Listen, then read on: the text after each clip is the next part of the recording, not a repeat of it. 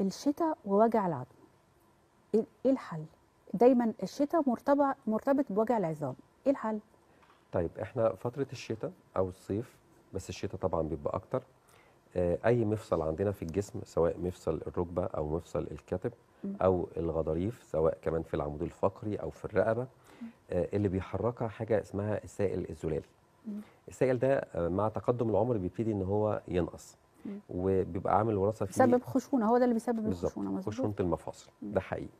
فخشونة المفاصل ديت حاجة ممكن تيجي من أسباب كتيرة قوي، مم. بس إذا جت بتبتدي إنها المفصل يحك، أو يبتدي إن هو مم. يحصل منه ألم نتيجة هذا الاحتكاك من المفصل. مم. فيبتدي المريض يحس بألم شديد قوي، لدرجة لو كان حد بيصلي ما بيقدرش إن هو يصلي بشكل المعتاد.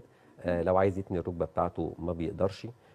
كمان بيحس في الألم شديد قوي فترة كمان لما يبقى نايم، مم. سواء كان في الركبة أو في ده العمود مرتبط الفقري. بسن يا دكتور ولا ممكن يجي لأي سن؟ لا، هو غالبا ما بيجي ما فوق سن ال 35 فيما فوق، اها. يعني بنسبة كبيرة جدا 99%. طيب، مع التآكل ومع كمان نقص السائل الزلالي دوت، مم. ابتدوا في تركيبة فريدة حلوة قوي، مم. وحاليا موجودة كمان في مصر.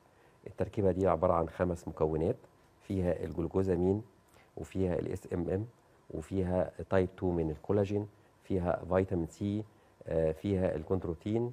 الخمس حاجات دول مع بعض بيقدروا يعملوا تجديد مرة تانية للخلايا الجذعية، وكمان بيقدروا يعملوا إعادة للسائل الزلالي. ده مم. شكل العلبة أورسوموتو، هي حاليا موجود في مصر. وبالخمس مكونات اللي موجودة في الأقراص، هي عبارة عن قرص، وطريقة استخدامه سهلة جدا.